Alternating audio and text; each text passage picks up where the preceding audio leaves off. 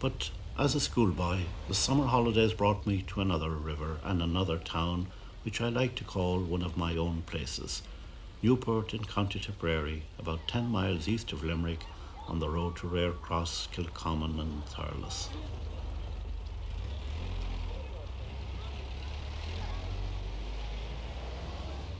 This was my father's country.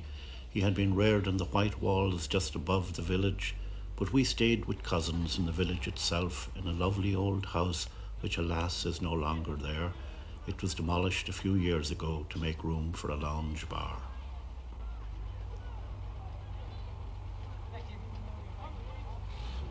Every house in Newport was an open house, and it was pleasant to go back to Creagh's in the main street to meet old friends and to hear Jack Coffey sing the lovely old ballad of Newport Town. Each year by the mull, care banks I see, mid the lovely flowers of June. The birds were singing merrily, and our meadows were in bloom.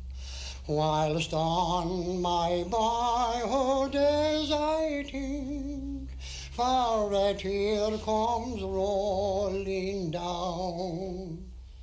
It's in the morning I must leave you, dear old Newport Town.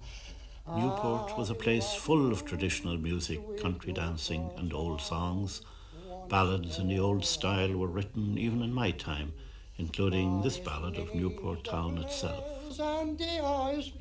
And the great ballad maker of the time, a man who could write a song at the drop of a hat, was Michael Bourke. I knew him quite well, and in fact he lived right next door to where we're sitting now. And I particularly remember a hurling ballad that he produced an hour or two after a famous match between Ahane and Newport. In your lonely ball, make your...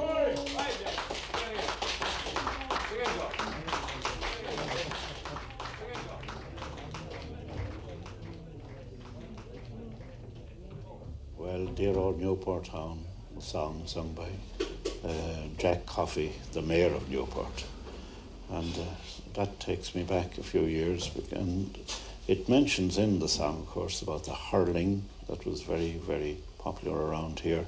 And with me now, brother of Jack Coffey, Jimmy Coffey, a great hurler, and Eddie O'Malley, who was associated with the writer of the song. Jimmy Coffey, the great years of the hurling. What year were the 30 what? Well, the great years in the club here were around the early 30s. Like, we had really a good team in Newport that time. It didn't last too long, but still, anything that we met, they were beaten. But you were playing for Tipperary then?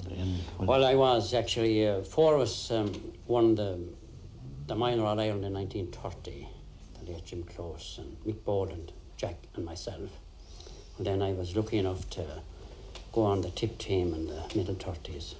Of course, at that particular time, Limerick had a great team. My crowd. Yes.